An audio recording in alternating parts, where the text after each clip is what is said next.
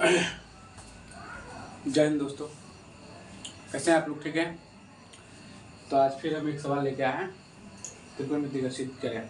Normal sir साधारण, मैं आपको साधारण विधि द्वारा हम उसको समझाएंगे। एक बार आप देख करके ही बना लीजिएगा, कोई दिक्कत नहीं है। बस आप फार्मूला याद रखिए, ठीक है? तो बनाते हैं, देखिए। अब कह रहा है कि सिद्ध करें कोस ए बटे 1 प्लस साइन ए प्लस 1 बटे साइन ए प्लस कोस ए बराबर 2 सेकेंड। ठीक है। सबसे पहले हम लोग क्या करेंगे,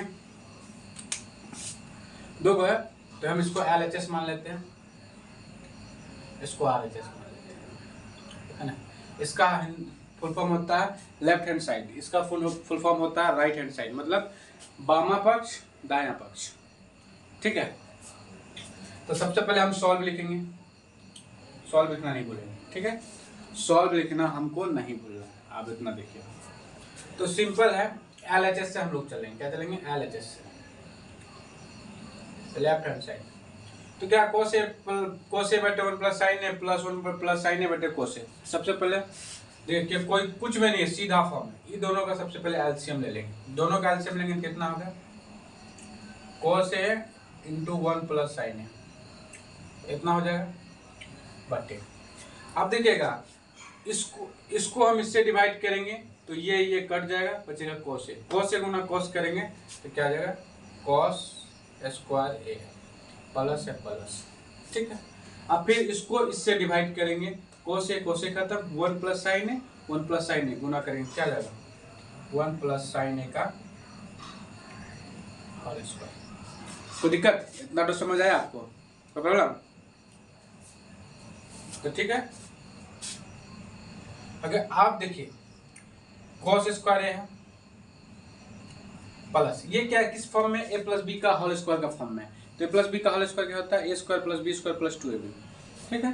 तो ए स्क्वायर में क्या होता है? 1 का स्क्वायर हो जाएगा प्लस 2ab, या बी स्क्वायर, पहले सबसे पहले बी स्क्वायर, तो साइन स्क्वायर ए प्लस 2ab 2 ए 1 है, नहीं भी लिखेंगे कोई दिक्कत नहीं, लिख देता है आप लोग को समझ में। 1 इंटू साइन ए, है ना, बटे क्या है? cos ए इंटू 1 प्लस साइन ए, है ना। कोई दिक्कत? यहाँ तक आया समझ में आपको? बोलिए। ठीक है। अब फिर देखेंगे हम लोग, इतना कर दिए, cos स्क्वायर ए और साइन स्क्वायर ए एक जगह हम लिख देते हैं, साइन स्क्वायर ए प्लस cos स्क्वायर ए, है ना।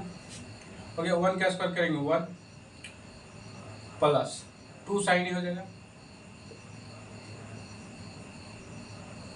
बटे क्या जाएगा? cos ए इंटू 1 प्लस साइन ए। घबराना नहीं है, मैं कोई दिक्कत नहीं, घबराना नहीं है। तब आपको फार्मूला पहले बताए थे कि ये दोनों को जो एक साथ जोड़ेंगे, चूंकि साइन स्क्वायर ए प्लस cos स्क्वायर ए बराबर 1 होता है। ठीक है। कितना होता है? 1 होता है नहीं? तो इसका वैल्यू कितना होता है? 1। सिंपल है, कितना आ जाएगा? 1 हो गया। 1 1 पर लिख देते आपको क्योंकि समझ में अच्छा आएगा। 2 साइन बटे कितना हो गया? कोस ए इंटू 1 प्लस साइन, है ना। जगह कम है इसलिए इसी के आगे हम कर देते हैं 1 1 करेंगे, 2 प्लस 2 साइन ए बटे cos ए इंटू 1 प्लस साइन ए। कोई दिक्कत है ना? तो कोई दिक्कत नहीं है, पे हम लिख देते हैं 2 2 है तो 2 कॉमन हो जाएगा, कितना बचेगा? 1 प्लस साइन ए बटे cos ए इंटू 1 प्लस साइन ए, है ना। अब क्या करेंगे? 1 प्लस साइन ए 1 प्लस साइन ए खत्म हो गया, खत्म हो गया। अब यह बचेगा क्या? 2 बटे cos ए, है ना। अब इसको हम लोग लिख सकते हैं 2 गुना 1 बटे cos ए, लिख दिए तो क्या आ जाएगा? तो 2 1 बटे cos ए क्या आता है? sec ए।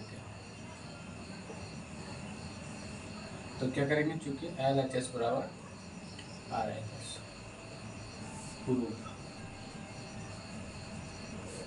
कितना आसान है, आपको कोई दिक्कत हुआ बोलिए तो, कहते ना आसान सवाल।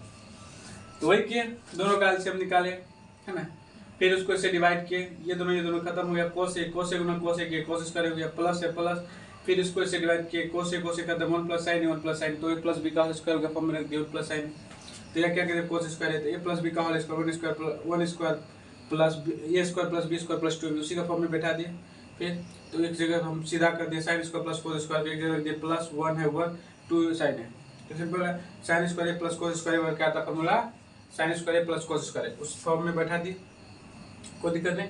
1 प्लस 1 2 साइन कोस है, तो यह गया 1 1 जो 2 हो गया, 2 साइन 2 है, तो क्या 2 कॉमन ले लिए, बच गया 1 प्लस साइन है बटे कोस है इंटू 1 प्लस साइन है, 1 प्लस साइन खत्म हो गया, 2 बटे कोस है, 2 को हम लिख सकते हैं 2 गुना 1 बटे कोस है, तो क्या आ जाएगा 1 बटे कोस है, 1 बटे कोस है आ जाएगा सेक है।